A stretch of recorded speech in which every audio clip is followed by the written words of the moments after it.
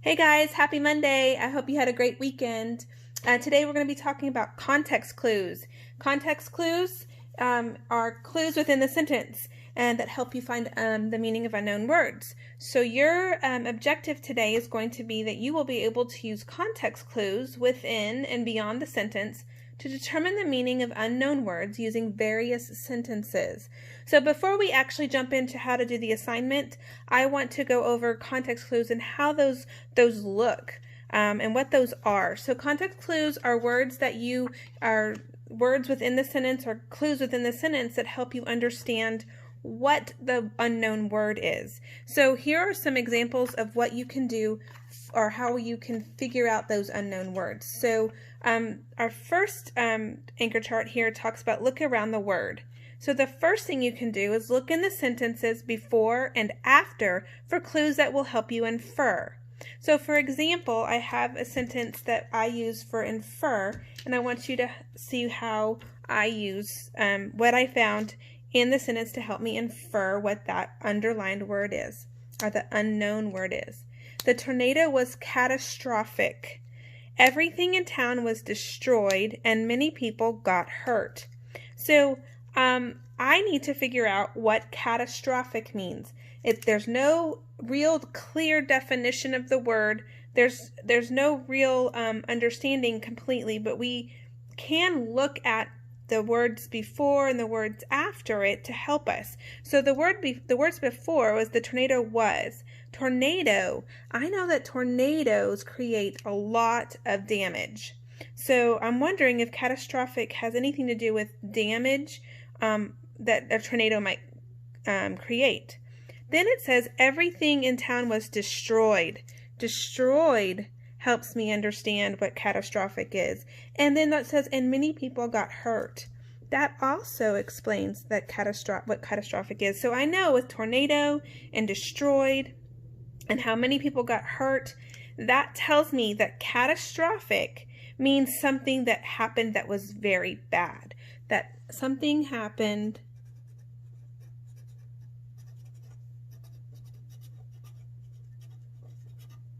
and was very bad. Okay, and that something was the tornado. So the tornado was very bad. It caused a lot of damage. So I know catastrophic means that it caused a lot of damage. Okay, so that's an example of how to use the sentences before and after to help you infer. Use what you know plus the clues in the text to infer the meaning of that word. So now we're going to go back to our anchor chart. The second thing for look around the word is look for a group of words immediately following the word. That's a definition or an example. So here is my definition sentence for you. The sponge is absorbent or is able to soak up liquid. So this or is important. The or gives me a definition of absorbent. So able to soak up liquid. That's what absorbent means. So this sentence gives us the definition of the word. So we know it right away. It's pretty simple, pretty easy to figure that out because when you see the word or, that's a definite clue that it's going to be a definition or maybe a synonym. All right? And then this one right here, look for the vibe or the feeling in the sentence. Is it positive? That means it's happy, or negative. It says sad or angry. So I'm going to go back to this one sentence that we did for infer. And in that sentence, it kind of gives me a vibe of not happy, not good. The tornadoes are kind of scary, destroyed, and many people got hurt. That vibe tells me this is definitely not positive. It's a negative vibe. So that means that helps me understand this word is not a positive, happy word. So it reaffirms that I chose the right thing, that it was something that happened that was very bad. So look for the vibe in the word, in the sentence around it. Now examine the word is different. So we had look around the word, now we have examine the word. Examine the word is when you're going to use word parts to give you clues. Roots, suffixes, prefixes. We've done a lot of work with suffixes lately. That's the end of the word, the ending of a word. When there's a root word and then there's an ending, that's a suffix. Consider part of speech. So is it a noun, a verb, an adjective? Nouns are person, place, or thing. Verb is action words typically. And adjectives are words that describe the noun. So the purple dress. The purple is an adjective. Dress is the noun. And then replace unknown words with a guess. So a synonym to see if that makes sense. So I have a synonym sentence right here. She is cautious when she crosses the street. She is also careful when she rides her bike. So I know cautious is describing what she's doing when she crosses the street. So careful describes what she's doing when she's riding her bike. So I think careful and cautious are synonyms. So that means cautious must mean careful. The same thing as careful means. So that is using a synonym to help you figure out that unknown word. Okay, so today I'm going to show you how to complete your assignment. Now this assignment right here is for the group 1 and group 2. So I'm only going to do a couple of them, and then I'm going to do group 3 and group 4 to show you how to do your assignments.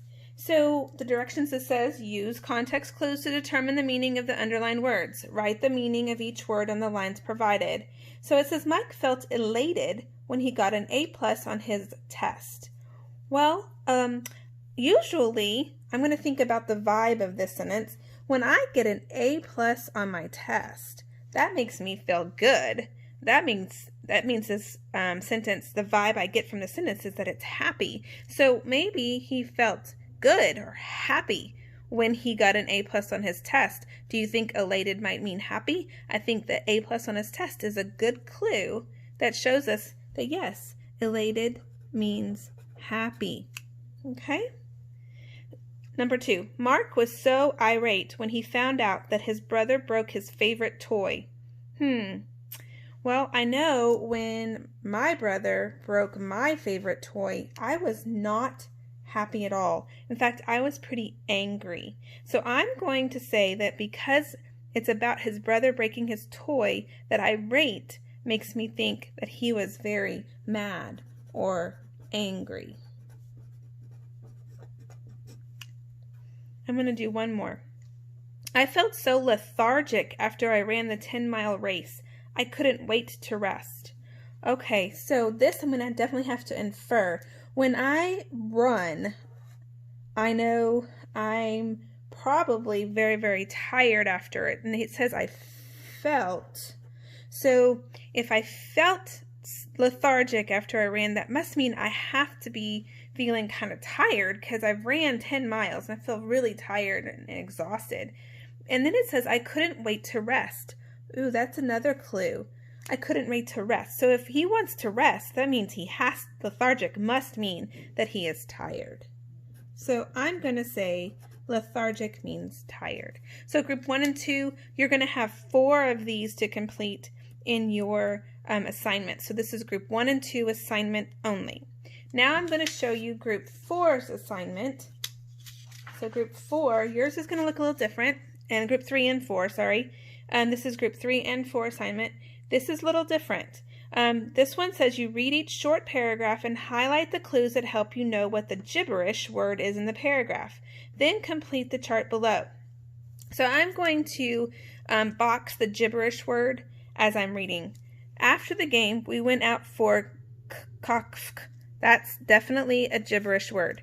And ice cream. I had 3 slices of pepperoni while my parents had Hawaiian with ham and pineapple. Afterwards, we all got double scoops of chocolate and vanilla. Well, I know that double scoops of chocolate and vanilla pertain to this ice cream. So I know that this sentence does not help me, but I'm thinking this sentence is going to help me figure out this word. I had 3 slices of pepperoni, and his parents had Hawaiian that had ham and pineapple. So I know that this word has to do with 3 slices of pepperoni and ham and pineapple. Hawaiian with ham and pineapple, sorry. And I know, using my inferencing skills, that this must mean pizza. And how I know is because it talks about 3 slices. We know pizza comes in slices. And then it also talks about the other Hawaiian pizza. We know all pizzas that have ham and pineapple are Hawaiian pizzas. So you're going to write the clues that helped you figure out what that nonsense or gibberish word means. I'll do one more for you. This weekend I'm going with some friends to the Ae'olchunky. That is definitely not a known word. That's a gibberish word. So I boxed it. I'm looking to buy some new shoes for school to go with the new jacket I got there last week. Ooh, maybe after we'll go get smoothies.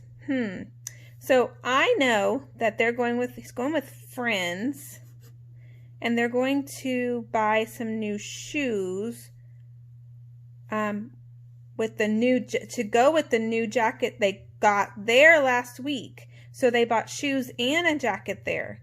And then it says maybe after we'll go get smoothies. Those are all some good clues. So I know that they're going with friends. I know they're going to buy some shoes, and they're going to make it go with the jacket they got there last week, and then we'll go get smoothies. So I think that they are going to go to the mall.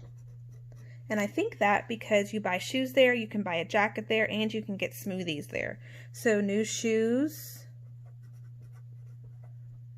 new jacket, and smoothies all tell me that this is a place they can go. The mall is where they're going, because all of these things you can get at the mall. And usually you go to the mall with your friends. Okay, so let's revisit what context clues are. Context clues are whenever you use the clues in the sentence to help you figure out what an unknown word is. So you look in the sentences before and after for clues that will help you infer. You look for a group of words that may be the definition or an example. You look for the vibe in the sentence. Is it happy? Is it sad? Is it angry? That might help you figure it out. And then you can examine the word. Use the word parts to give you clues, suffixes, prefixes, and such. Consider the part of speech. Is it a noun, a verb, or an adjective? And then replace unknown words with a guess synonym word and see if it makes sense.